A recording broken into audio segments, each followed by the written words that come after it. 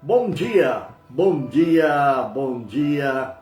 Que a graça e a paz do nosso Senhor Deus Todo-Poderoso seja sobre suas vidas nesta manhã de segunda-feira, 13 de março do ano 2023. Segunda-feira, início de semana, agradecemos a Deus por o que Ele fez, por o que Ele fará, por como Ele se manifestou sobre nossas vidas neste final de semana. Agradecemos a Deus pelas alegrias, também, por que não, pelas tristezas, pelas provas, pelas lutas que servem para nos fortalecerem e nos levarem além daquilo que nós pretendemos chegar. Quando as lutas vêm, as provas vêm, o Senhor nos fortalece poderosamente. Bom dia e feliz aniversário, Luciano, na cidade de Ribeira, nosso filho que está completando um ano mais de vida. Que Deus venha abençoá-lo, que Deus venha derramar da sua graça, do seu amor, da sua misericórdia sobre a sua vida.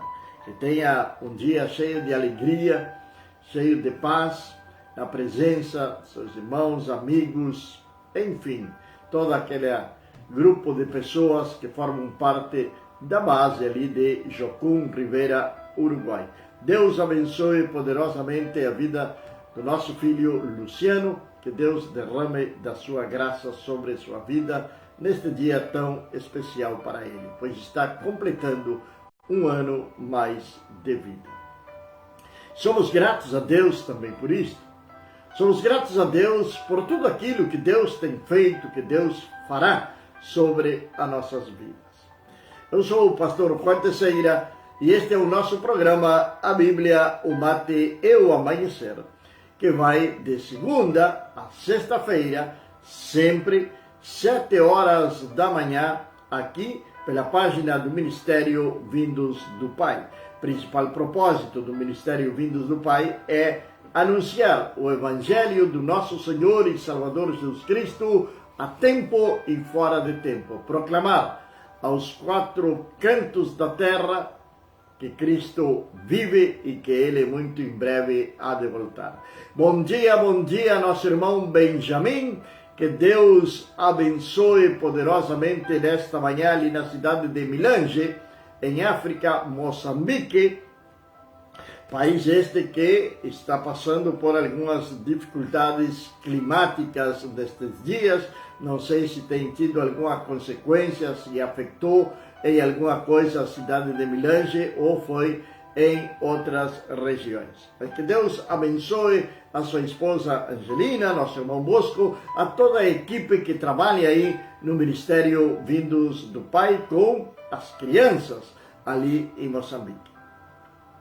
E amados, nós estamos chegando neste dia ao final do capítulo número 50, ou melhor dito, estamos no capítulo número 50 do livro de Gênesis.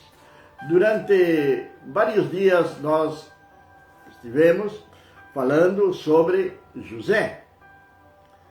Tudo aquilo que aconteceu com José, como ele chegou ao Egito de uma maneira totalmente involuntária. Talvez jamais tinha passado pela mente ou pelo coração de José chegar até o Egito. Porém, devido à inveja, à desconformidade dos seus irmãos, decidiram vendê-lo para uma caravana de ismaelitas que o levaram para o Egito. E ali então no Egito, Deus prospera a vida de José. Até o momento que ele reconhece que os sonhos, que os dons, na realidade, provêm de Deus e não de nós mesmos. Deus nos dá dons para cada um de nós. E José, então, ele é colocado em alta estima ali com o faraó, de tal maneira que ele chega a ser o segundo homem mais importante do Egito. Ali então, durante um grande período de fome que vem sobre a terra, naquela região, os irmãos de José chegam até lá para comprarem alimento. E aí nós já mais ou menos sabemos a história de tudo que aconteceu com os irmãos de José. Por último, eles decidem então levar o seu pai para o Egito a pedido de José. Onde José vai enviar os carros de Faraó, vai enviar os soldados, tudo para trazer em segurança a sua família até o Egito. E a palavra de Deus vai nos dizer que eram aproximadamente 70 almas, sem contar as mulheres dos filhos de Jacó. E eles então se estabelecem na terra de Gozém, no Egito, e ali vão permanecer. Aquilo que deveria ser algo temporário,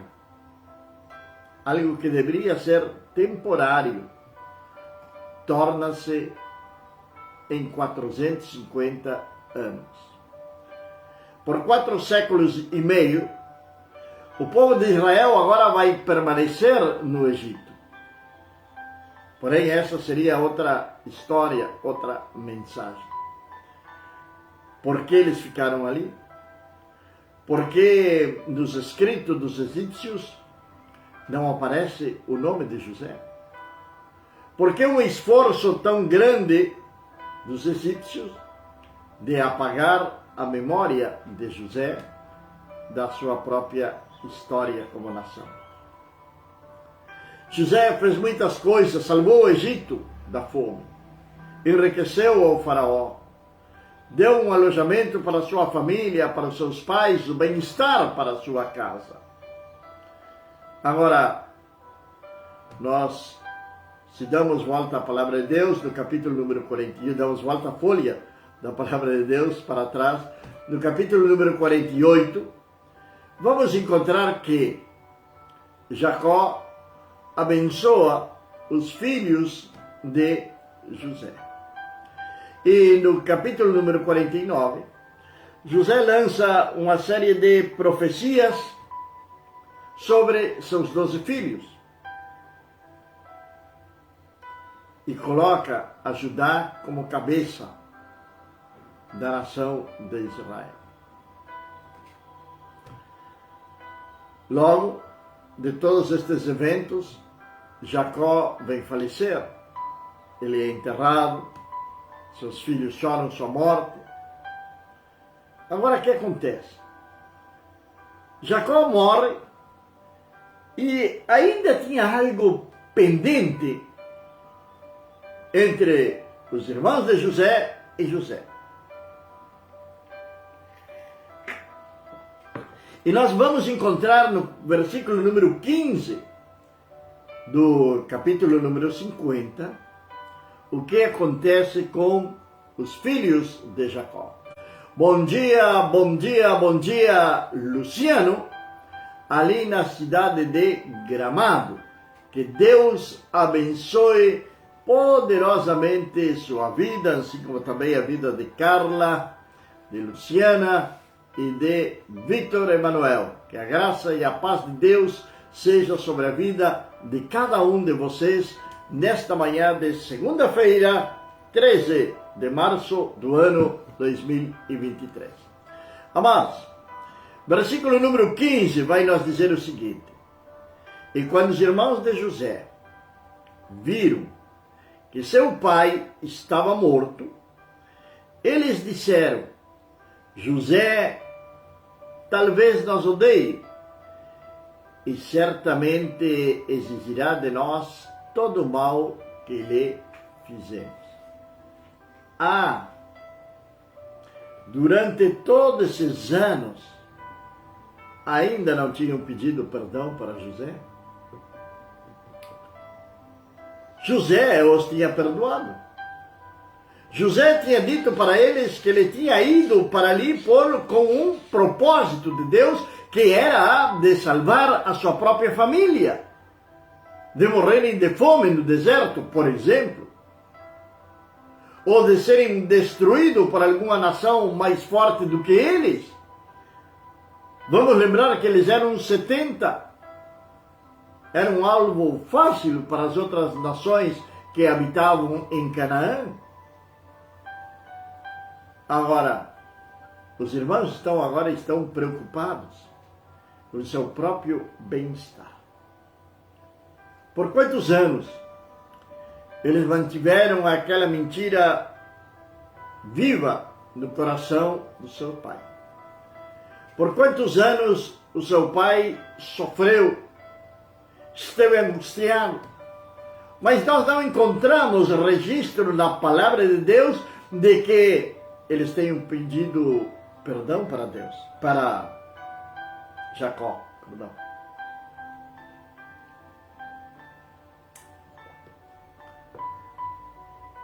Eles não se retrataram daquilo que eles fizeram. Eles não fizeram o que deveriam ter feito, que era terem conversado com José, ter pedido perdão, ter explicado para José que aquilo que eles tinham feito tinha sido uma maldade muito grande e que agora eles estavam arrependidos daquilo que eles tinham feito contra José. Mas não o fizeram, não pediram perdão. Coisas não resolvidas das nossas vidas, elas vão nos alcançarem logo, logo, ali na frente. E vamos ter que reviver tudo novamente. E o temor vai voltar. Libere perdão. Peça perdão. Quando erramos, não tem nada de errado clamar por perdão. Reconhecer o nosso erro. Reconhecer que erramos. Pois o ser humano, ele é falho. O ser humano é falho. Tem coisas na vida que nós erramos. E se fizermos uma retrospectiva na nossa vida, nós vamos nos surpreender que foram maiores os erros do que os acertos.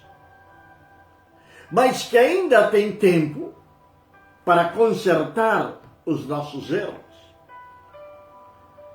Por exemplo, você pode estar vivendo até o dia de hoje longe de Deus, mas sabendo que Ele existe, mas nunca se deteve para elevar os seus olhos para os céus e agradecer a Deus pelo dia de vida que Ele está te dando. Nunca agradeceu a Deus pela chuva, pelo sol, pelo frio, nunca. Saiu uma palavra de gratidão a Deus da sua boca. Mas você sabe que Ele existe. E tem outros que mesmo sabendo que Deus existe, eles negam a existência do Eterno. Essa é a humanidade. Esse é o homem. Erros. Erros cometidos no passado e que não foram consertados, eles vão estar presentes nas nossas vidas, no nosso dia a dia, eles vão estar ali juntamente conosco. Quando os irmãos viram que seu pai estava morto, eles disseram: talvez José nos odeie, certamente exigirá de nós todo o mal que lhe fizemos. Que vamos fazer? Que vamos fazer? Reunidos ali. Claro que Benjamim não deveria estar participando desta reunião. Benjamim era irmão de José por pai e mãe. Mas estes outros 10 irmãos estavam pensando, estavam temerosos, porque Benjamim tampouco teve absolutamente nada a ver na venda de José para uma caravana que ia para o Egito. Então o que eles vão fazer? Vão enviar, diz a palavra de Deus, um mensageiro a José dizendo: o teu pai ordenou antes de morrer, dizendo. De onde diz isso? O que ordenou Jacó? Nós vimos no capítulo número 48 que Jacó abençoa os dois filhos de José, Efraim e Manassés, ou Manassés e Efraim. Vemos no capítulo número 49 que ele vai profetizar sobre os seus filhos. E logo depois ele vai morrer. E vai subir todo mundo, vão levar ele para enterrá-lo. E tem o luto. E os filhos de Jacó, aqueles 10 que venderam a José, estão preocupados agora. Eles estão mais preocupados com o seu próprio conforto. O que vai acontecer com nós agora? Parece que agora eles entraram na realidade. Eles entraram na realidade. Nós estamos aqui no Egito. Aqui José é o segundo em mando em toda a nação. O que vai acontecer com nós? Será que ele vai buscar vingança contra nós? Coisas que estariam passando pela cabeça dos seus irmãos. Eles não tiveram tempo para consertar, ou não quiseram consertar, a situação passada deles com José, durante esse período que seu pai ainda estava vivo. Talvez eles não queriam verem, ou não queriam ouvirem o que o seu pai iria dizer-lhes.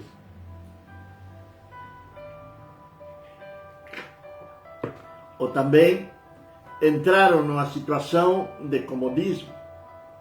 Estavam acomodados. O irmão deles era o homem mais importante do Egito. Então eles também se sentiam importantes. Eles também desfrutaram, usufruíram de alguns benefícios do palácio, da casa de José. Enfim, alguns privilégios eles deveriam ter tido ao lado do seu pai. Mas pareceria ser que eles esqueceram de que seu pai, um dia também, ele iria partir deste mundo. Porque não existe nada eterno, a não ser a vida eterna que foi conquistada ali na cruz, para mim e para você. Isso sim, é eterno. O sacrifício do nosso Senhor Jesus Cristo é eterno. A salvação é eterna. Porém, a perdição também é eterna. Agora eles estão preocupados e vão enviar um mensageiro a falarem com José. E novamente, o interessante de tudo isto é que novamente eles vão criar, para usar um termo que está tão de moda hoje, vão criar uma narrativa nova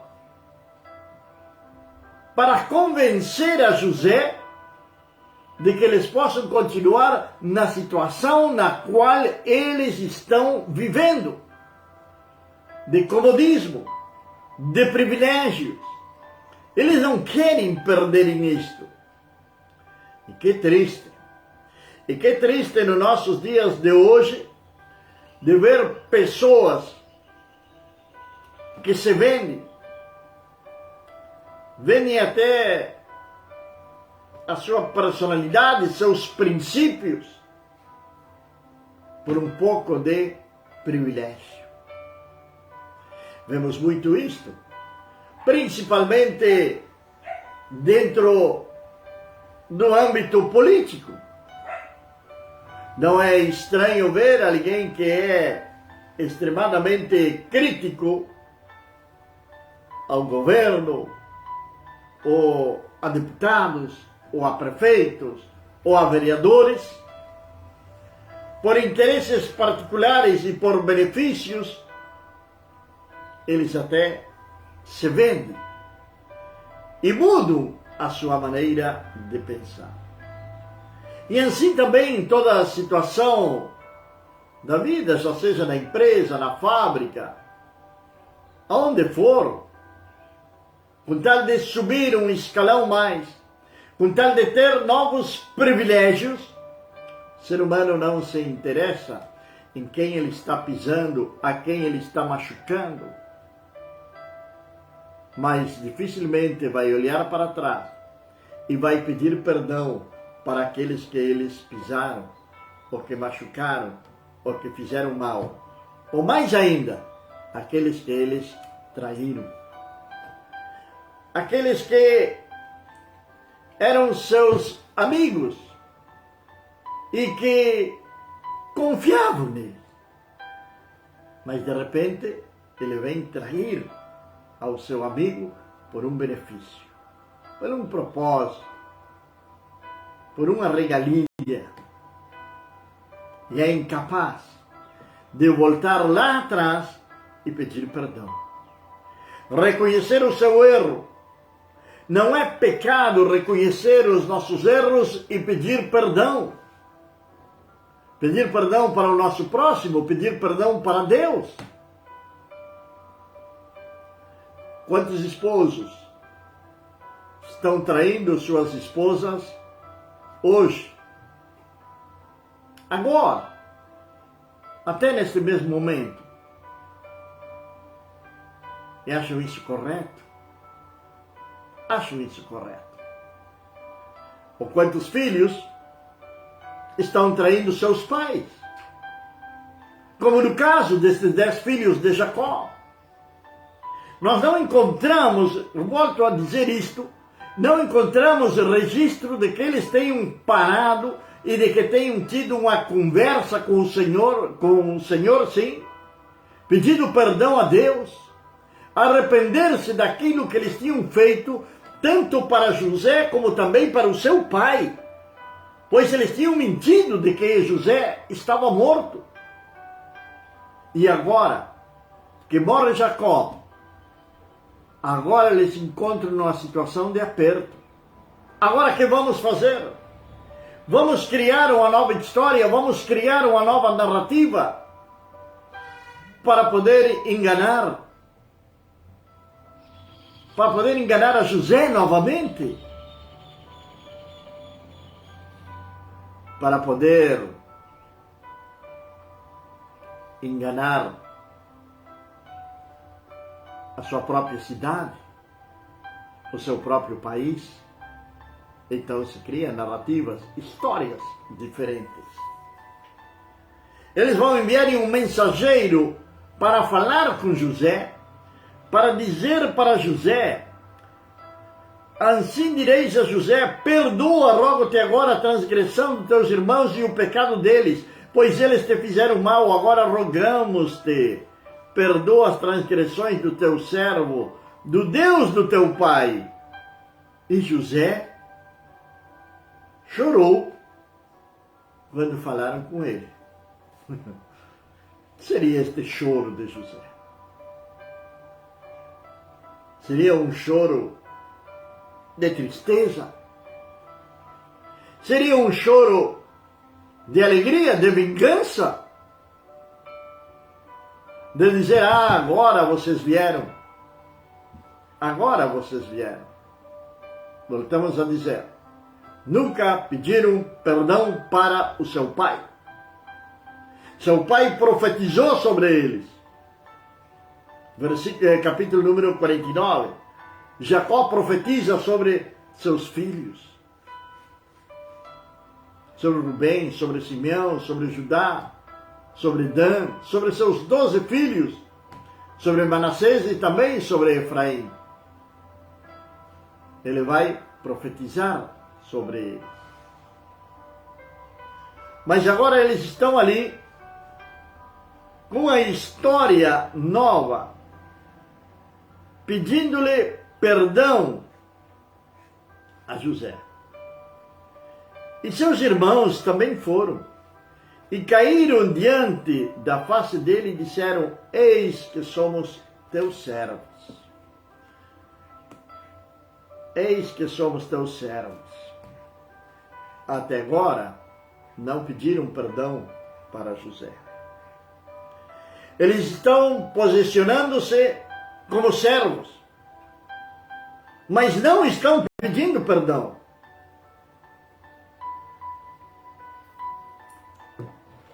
Até onde pode ir a arrogância do ser humano? Até onde pode ir a sua própria arrogância? De não voltar atrás e de não pedir perdão. Por que não pedimos perdão? Nós gostamos sim de ser perdoados, mas não liberamos perdão e muito menos reconhecemos nossos erros e pedimos perdão por eles. Isso não fazemos. O ser humano continua sendo o mesmo. Sentimento, ser humano continua sendo o mesmo. Está faltando o amor de Deus no coração do homem. E muitos homens e mulheres que estão ocupando púlpitos, que estão sendo mestres, está faltando o amor de Deus no coração deles. Continuam orgulhosos, continuam soberbos e não pedem perdão para ninguém. E não perdoam tampouco a ninguém. E quando oram, se tornam mentirosos perante Deus e perante os homens. Pois no capítulo 6 de Mateus, quando Jesus ensinou o Pai Nosso, diz: Pai, perdoa-nos. Perdoa nossas iniquidades, nossos erros. Assim como nós perdoamos aos nossos devedores. A quem você tem perdoado? Você tem perdoado mesmo? Ou você tem pedido perdão? Que era o caso dos irmãos de José. Somos teus servos. Estão colocando numa posição de servos, de escravos, de serventes de José. Mas eles não queriam perderem o status, não queriam perderem o lugar que eles ocupavam, eles não queriam perderem ali as mordomias que eles tinham por serem irmãos de José. E José lhe disse: não temais, pois estaria eu no lugar de Deus? Eu que falou José? Estaria eu no lugar de Deus?